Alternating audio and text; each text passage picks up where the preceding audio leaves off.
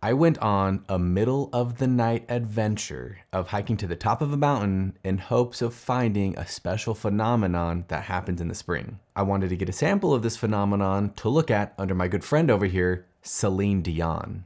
That special phenomenon that I went hunting for is known as pink snow.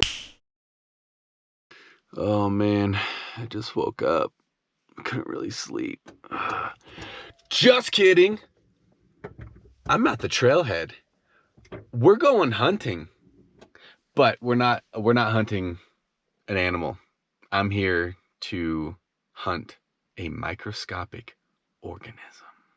I'm at the trailhead of Mount Timpanogos here in Utah, and I'm on the hunt for pink snow, aka watermelon snow. So to be honest, it's a little bit cold at the trailhead. That's right, we've got warm clothes. It's about 6,000 feet at the trailhead, and where we're going to Emerald Lake is a little over 10,000 feet. The hike's about a little over 5 miles. My guess is it'll take me about 2.5 hours to get there.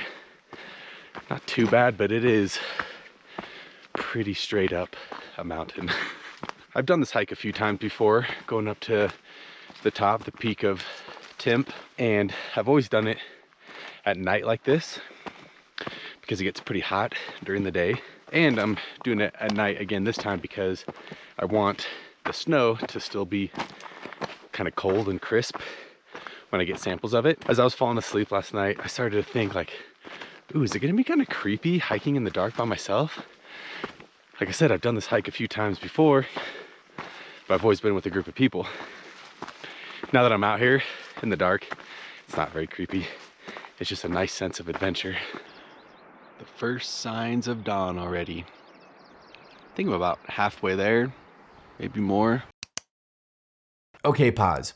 While that goober gets all high on life hiking to the top of a mountain, let's talk about what causes pink snow and why I wanted to look at it under the microscope. In spring/early summer at higher elevations where there's still snow melting, the conditions become just right for an alga, which is the singular version of the word algae. It just sounds weird to say, but alga is correct, and I'll try to be correct. These ideal conditions are things like increased UV light from the sun, increased temperature causing a thin film of water to run over the snow, but it's still cold from the snow. The alga that loves these conditions and blooms in the snow is known as Sanguina niveloides. You're gonna wanna write that down because that's gonna be on the test later. It's actually a green alga, but it produces this red pigment called astaxanthin. And this red pigment is meant to protect it from the UV rays from the sun. This red pigment, astaxanthin, is what makes the snow look pink. Fun fact, this astaxanthin pigment is the same pigment responsible for making flamingos pink and the flesh of salmon pink. Now, these animals don't produce astaxanthin, but they rather acquire it through their diet. They eat other smaller animals who eat algae that have astaxanthin. The reason I wanted to see this pink snow on the microscope is because I am an embryologist, and as such, I work all day, every day on the microscope. In fact, you could say the microscopic world is what first made me interested in becoming an embryologist. Okay, back to the goober on the mountain. I'm not 100% sure there's even gonna be pink snow. I had some friends hike this about 2 weeks ago. The algae, as far as I understand, there's a short period in which it blooms, like 1 to 2 months. So hopefully it's still there. I think I stand a good chance. It's been a really hot spring and early summer here in Utah, so hopefully it hasn't all melted. But I think we'll be all right. I think we're gonna get lucky. This hike is just steep, straight up, man. A little side quest on this hike was I knew I was gonna get into, I think, my favorite plant, the aspen bluebell. I don't know why I love this plant so much. It's just the perfect shade of green with these perfect bluish purple little flowers. They grow so thick around like streams, up in alpine areas. I love it. Can't beat this view.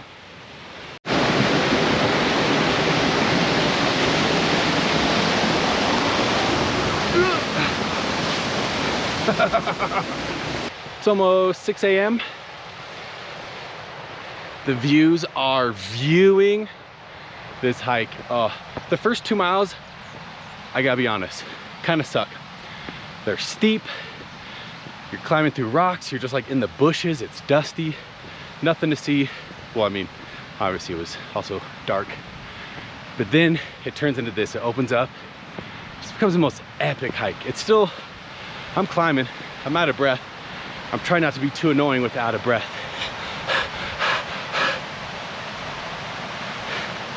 I really hope that I find pink snow. I think I stand a good chance because I've already, I'm already getting into some snow.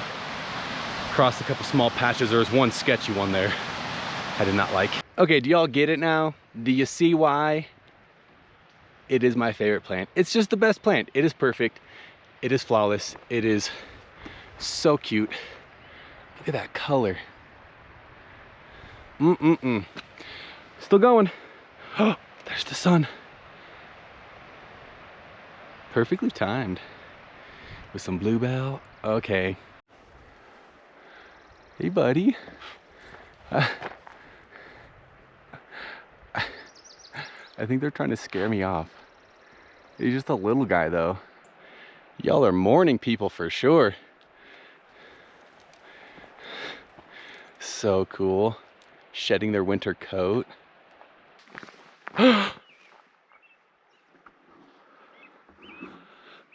Do you see it? That, my friends, is pink snow. Yes, sir. The thing is, I'm not even to the spot where I planned on going yet. We're not quite to over the saddle. So if there's nothing up there, this is our backup plan. I'll walk down there, get some samples of that pink snow, maybe get some samples of that water source. I got a cheek full of sunflower seeds. That's why I kind of like that. Well, we made it to the tin shack that they're tearing down. This is as high as I plan to go. We got Emerald Lake just right there. Epic views. We're gonna enjoy a delicious breakfast of peanut butter and jelly and Gatorade. Cheers, we earned this.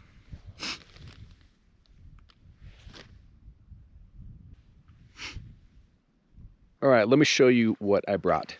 I have my Yeti cooler lunch bag.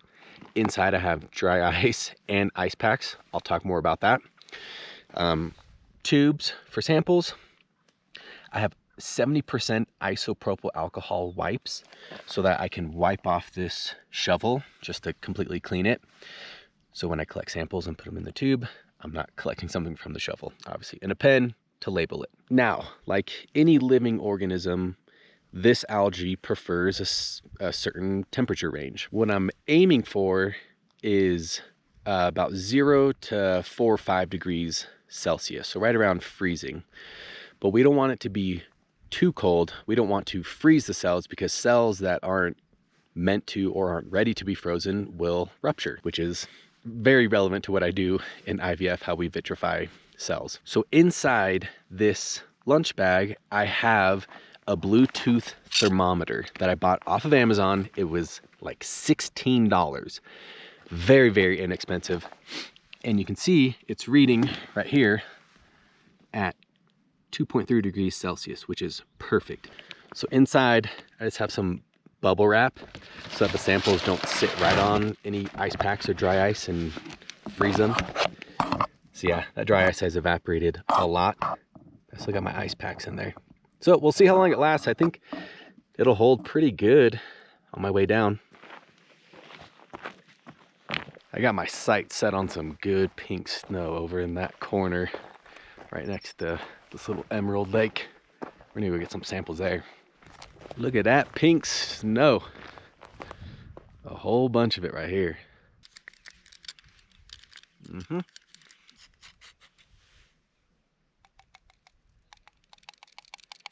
So check it out. It looks like the algae is just right on the surface of the snow, because underneath is white snow. And it looks kind of speckly. I've also noticed that if you like agitate it, it makes it go even more pink. Look at that. Wow. And then it gives you like Cheeto fingers. I think what's happening is that kind of releases the red pigment that's in it. Okay, that's hurting my hands. You get the idea. Here is sample number 1. Look how pink that is. How cool. It's kind of like a pinkish salmon red color. There's also stuff that's accumulating down in the bottom, which I think is the algae. This, I think, is gonna work. Here's a little thermometer in my sample bag where I'm gonna collect more samples, and this will show me if I did an all right job of keeping the temperature just right. I think now that the sun is coming out, the algae's blooming even more pink, because that's looking really pink now.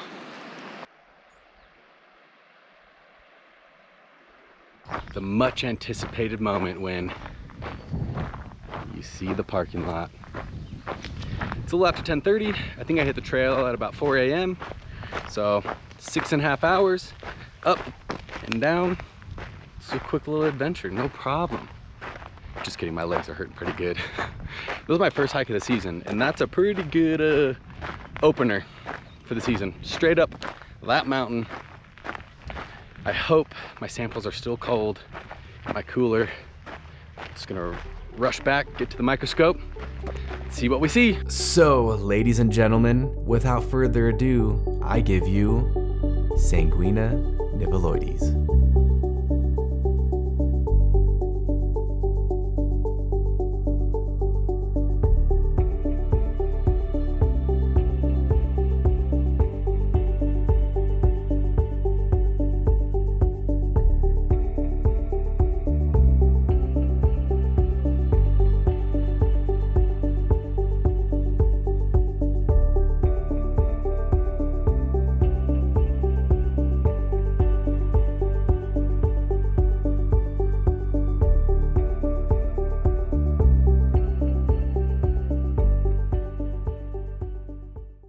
Cool things in life and nature are going on around us all the time. And in the wise words of Ferris Bueller, if you don't slow down every once in a while and maybe hike to the top of a mountain at 3 a.m., you just might miss it.